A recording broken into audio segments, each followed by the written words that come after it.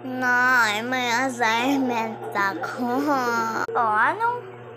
O, bakit anak? Ano masama sa assignment mo? Nay, ang hirap ng assignment. Eh, di huwag ka na mag-aaral. Gugulo naman itong anak ko. Magwawalis na nga eh.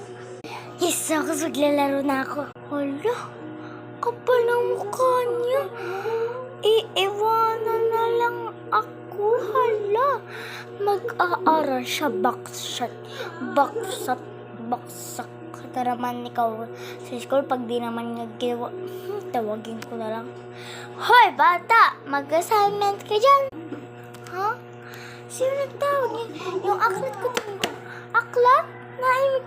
Oo, naimik ako. Gawin mo na yung assignment mo. Gulo-gulo mo dyan. O kaya, sabihin ko sa nanay mo na nabagsak ka nung isang linggo. 100 over.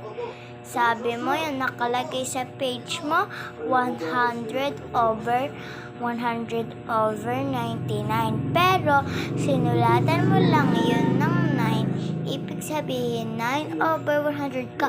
Sabihin kita, pag hindi mo ginawa yung assignment mo. Ano ba yan? Paano ko magagawa kung wala akong lapis? Ano ako? Boba ako. Di kumuha ka ng lapis.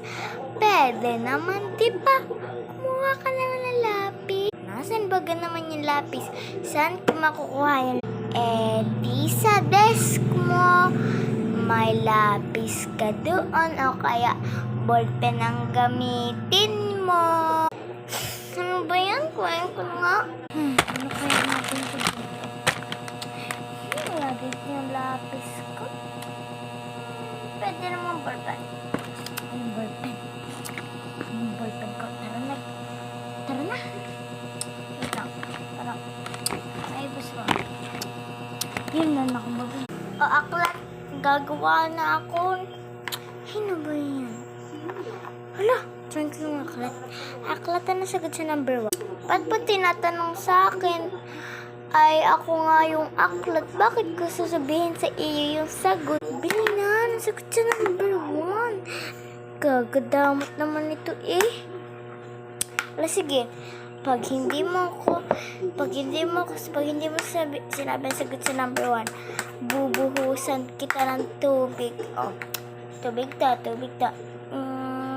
Oo na, sabihin ko yung sagot sa number 1. I-turn mo muna yung page. Oh, ayos. Choose ko na yung page. Nandito na ako sa number 1 page.